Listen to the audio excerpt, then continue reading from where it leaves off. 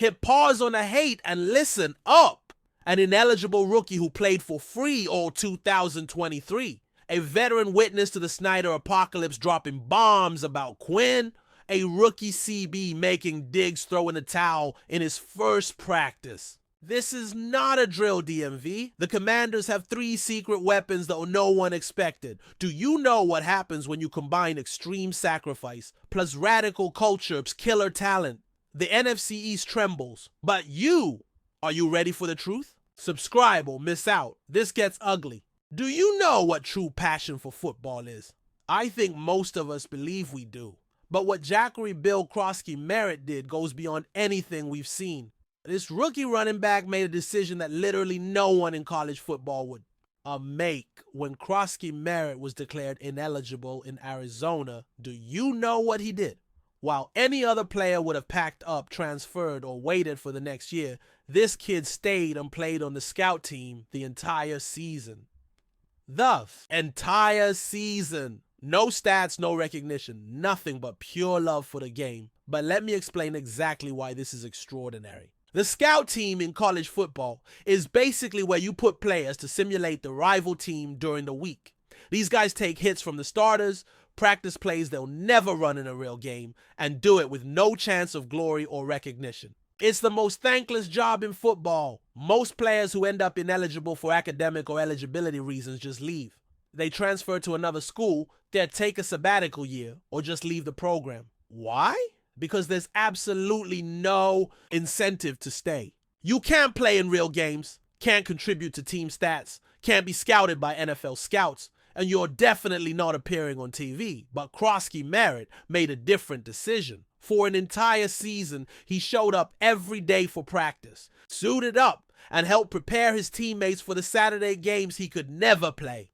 Imagine the mental and emotional sacrifice that requires. Cliff Kingsbury, now an offensive assistant with the Commanders who worked with Crosky Merritt in Arizona, still can't get over what he saw. Oh, he was declared ineligible in Arizona and stayed and played on the scout team all year, said Kingsbury, which is like nobody would do that. And Kingsbury is right. In the modern transfer portal where players switch programs for any reason, seeing someone stay in a situation where they have literally nothing to gain personally is almost impossible to find.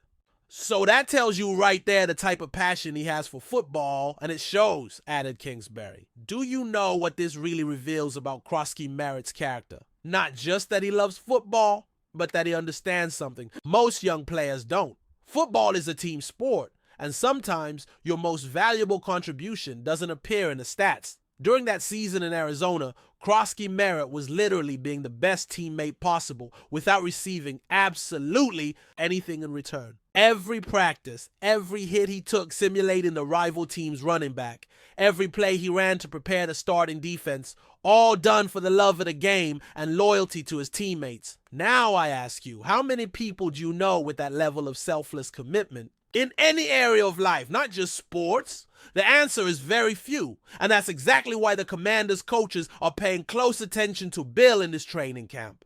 Bill's had some good flashes for a youngster, admitted Kingsbury, but I believe this goes way beyond flashes. During training, Crosky Merritt is showing the same energy and dedication he displayed during that impossible season in Arizona. He's taking roles other rookies would consider beneath him, helping on special teams and doing everything the coaches ask without complaint. In a running backs room that includes established veterans like Brian Robinson Jr., Pro Bowler Austin Ekeler, and versatile Jeremy McNichols, Crosky Merritt could have felt intimidated or discouraged by the competition. Instead, he's earning respect the hard way.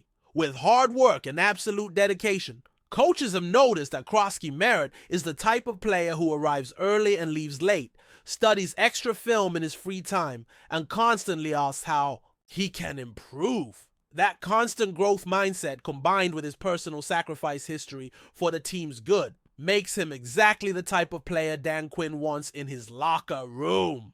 And do you know why this is so important for us Commanders? Because after years of seeing players only thinking of themselves, players abandoning the team when the going got tough, players causing locker room drama, we finally have someone who understands football is a team sport. This is the Burgundy and Gold mentality we've been waiting for decades. The reality is that Crosky Merritt might never become a starter in the NFL. The odds are against him as an undrafted rookie. But what he represents, that combination of genuine passion and selfless team commitment, is exactly the kind of culture Dan Quinn is trying to build in Washington. Whether he makes the final roster or not, Jackery Bill Crosky Merritt has already proven something you can teach: character. And in an organization that for too long lacked players with true character, that might be more valuable than any stat. If that surprises you, wait till you hear this. Morgan Moses saw the worst this organization had to offer. This man was here from 2014 to 2020, endured the Jay Gruden era, suffered with us through disastrous seasons, and now with the Patriots, he finally said what we all needed to hear. Moses held nothing back when speaking with J.P. Finlay after the joint practice. His exact words were devastating for the past and hopeful for the present. He highlighted the supreme cultural shift under Dan Quinn.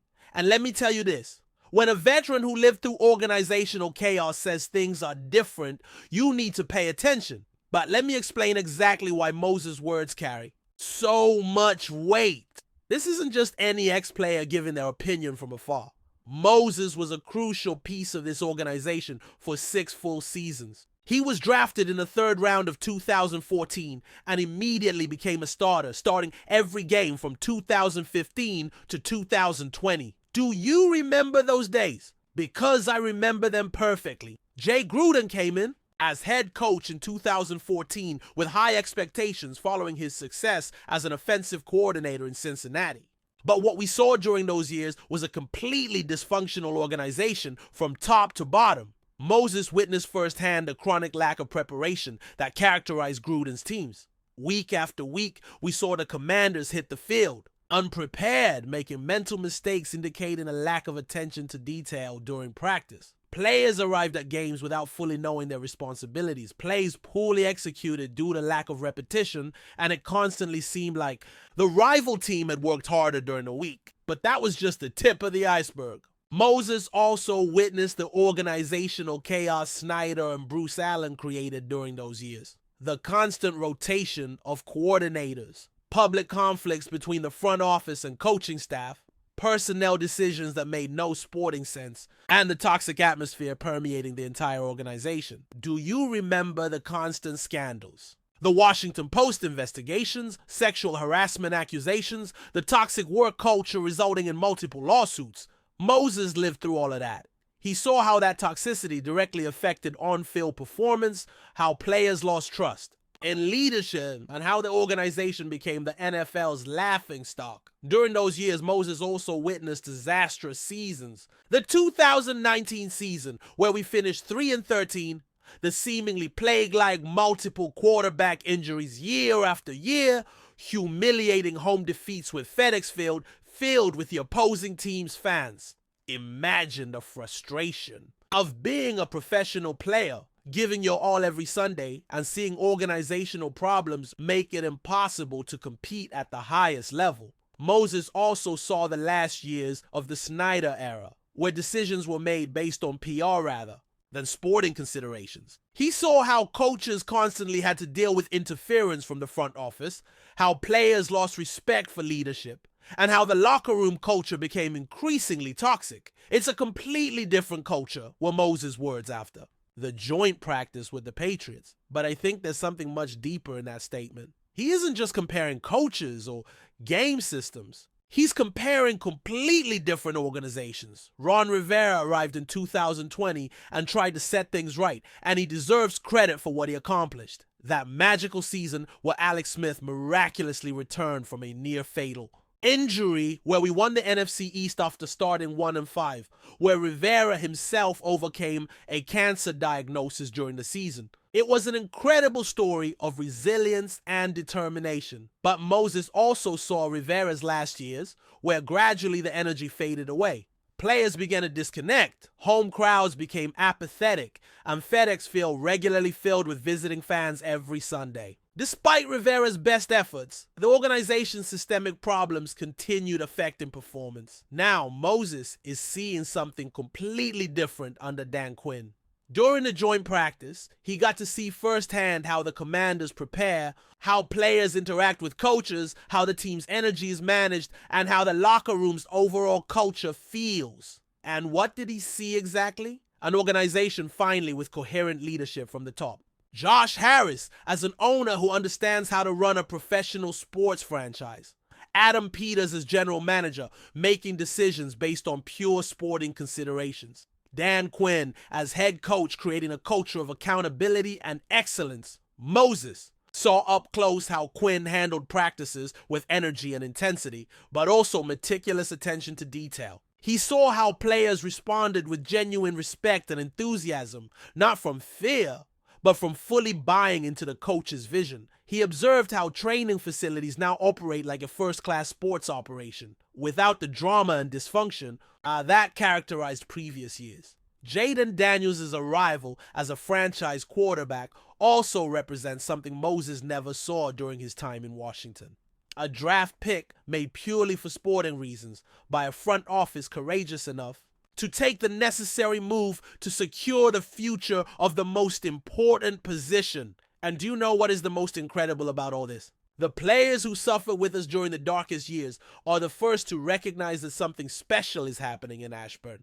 Moses had no obligation to make positive comments about his former team. In fact, after everything he experienced, it would have been entirely justifiable if he had been critical or indifferent. But instead, he chose to highlight publicly the cultural shift under Quinn. That's no coincidence. That's not professional courtesy. That's tangible evidence of real organizational transformation. When a veteran who lived through the worst of this organization willingly acknowledges that things are different, that's the most powerful validation we could receive. Moses also understands what having a winning culture means because he's now with the Patriots, an organization synonymous with excellence for decades. The fact that he can draw favorable comparisons between the current Commanders and an organization like New England says everything about the magnitude of the change Danny Quinn has implemented, but that's nothing compared to what's coming. You're crazy if you think Adam Peters didn't know exactly what he was doing in the draft. Trey Amos fell to the second round due to medical issues in his back, and I believe that was the best gift we could receive. The Commanders considered him for pick 29, and he ended up falling to 61. That's Burgundy and Gold, baby. Reporters are left speechless by what this rookie cornerback is doing in training camp. Dan Quinn and Joe Witt Jr. immediately put him as a starter opposite Marshawn Lattimore, and Amos is responding as if he's been in the NFL for years. But let me explain exactly why Trey Amos' selection represents a master move by Adam Peters. During the draft process, Amos was universally regarded as a first-round cornerback. His film from Ole Miss showed elite coverage, superior defensive instincts, and the versatility to play both slot and outside. Scouts projected him as an immediate NFL starter. However, during pre-draft medical exams, a back issue was discovered that raised red flags among several teams. In today's NFL world, where front offices are extremely cautious with any injury history, especially in the back, this was enough for Amos to fall out of the first round. Most organizations decided the risk wasn't worth it, especially considering there are many other cornerbacks available in every draft. But Peters and his medical team conducted their own exhaustive assessment. They consulted multiple specialists, reviewed all available medical images, and concluded the issue was minor and completely manageable. More importantly, Peters recognized Amos had exactly the skills Joe Witt Jr. needed for his defensive scheme. During pre-draft interviews, Amos showed not only physical talent, but also football intelligence and emotional maturity, suggesting he could handle the pressure of being an immediate starter. Peters' decision to gamble on Amos in the second round was calculated and brave. He knew that if the medical issue turned out to be minor, the Commanders would have acquired a first-round cornerback with a second-round pick. That value difference could be the difference between having an average defense and having a championship contending defense. And so far, that gamble is paying huge dividends. From the first day of training camp, Amos has shown he's not only completely healthy, but ready to contribute immediately at the highest level. Dan Quinn and Joe Witt Jr. wasted no time evaluating if Amos could handle a starting role. After Only a few practice days, they placed him directly in the starting boundary cornerback position, across from Marshon Lattimore. That's an incredibly strong statement about what they see in this rookie. But you know what it really means to be placed as a starter opposite Lattimore. It means coaches trust Amos to handle the responsibility of covering the opposing team's best receiver every Sunday. It means they don't see him as a project requiring gradual development, but as a player ready to contribute from week one.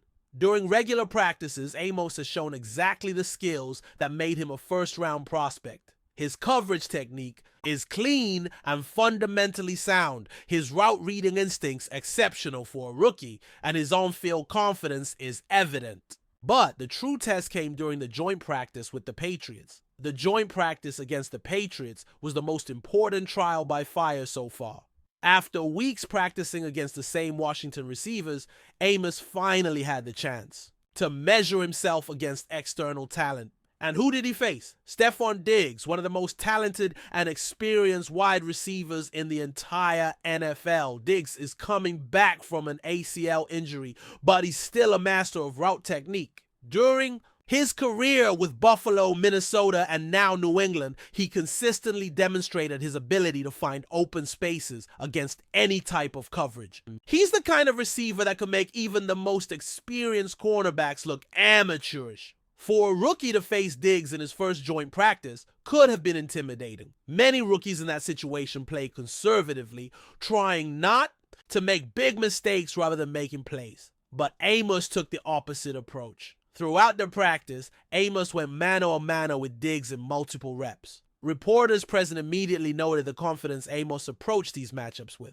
There was no hesitation, no conservative play. Amos played aggressively, maintaining tight coverage and competing physically on every play. Except for a small lapse in a specific play where Diggs managed to create separation with a particularly well-executed route, Amos dominated that matchup. Reporters couldn't believe what they were seeing. A second-round rookie holding his ground against an all-pro receiver. The specific plays were impressive. In one fade route, rep towards the end zone, Amos maintained perfect position and almost intercepted the pass. In another comeback route play, he anticipated Diggs' cut and was in position to make the tackle right after the catch. On multiple occasions, his coverage was so tight the quarterback didn't even attempt to make the throw. What impressed observers most wasn't just the individual plays, but the consistency and maturity Amos showed throughout the practice. There were no moments of frustration when Diggs occasionally beat him, no excessive celebrations when making big plays. He simply executed his job with professionalism and confidence. Do you realize what this means for our defense? Last year, we had serious issues at the cornerback position. Rival receivers regularly found open spaces in our secondary, and our cornerbacks seemed always a step behind. This resulted in too many big plays allowed and a defense unable to make stops at critical moments. Now we have a rookie who not only seems ready to start from day one, but is showing the kind of skills that could completely transform our secondary. Alongside Marshon Lattimore on the other side, we are building something special at a cornerback position. The combination of Lattimore and Amos might be exactly what we need to compete against the talented receivers of the NFC East. Against Dallas's CeeDee Lamb, against Philadelphia's receivers, against the Giants, we'll need cornerbacks who can keep pace with those talents. Based on what we've seen so far, Amos seems more than capable of doing so. Now I ask you, how often have we seen a Commanders rookie make such an immediate impact? The answer is almost never, but Peters is completely changing that narrative. His ability to identify talent overlooked by other teams is resulting in incredible steals in the draft. If Amos continues this trend during preseason games, expectations will be sky high before week 1 against the Giants. Then the real fun begins. We're witnessing the potential development of an elite cornerback from his first days in the NFL. These are the types of players who define dynasties, who change the fate of entire franchises. And thanks to Adam Peters' vision, we could have one of those players wearing Burgundy and Gold. Can you believe what's happening with this team? We have a rookie running back defining what it means to have a Commander's heart, a veteran confirming we finally have the right culture, and a rookie cornerback dominating like an all-pro. What? Do you think about Crosky Merritt's work ethic? Do you believe Morgan Moses' words confirm that Dan Quinn has completely transformed this organization? And are you as excited as I am about what Trey Amos can do in his rookie season? Let me know in the comments which of these news excites you the most for this season. This community is becoming a family of true Commanders fans, and I want you to be part of this historic experience we're living. If this content keeps you informed about everything happening with our team, like this video and subscribe to the channel, because I guarantee tomorrow we'll have more explosive news about the Commanders, and you can't miss what's coming. And remember, hail to the Redskins.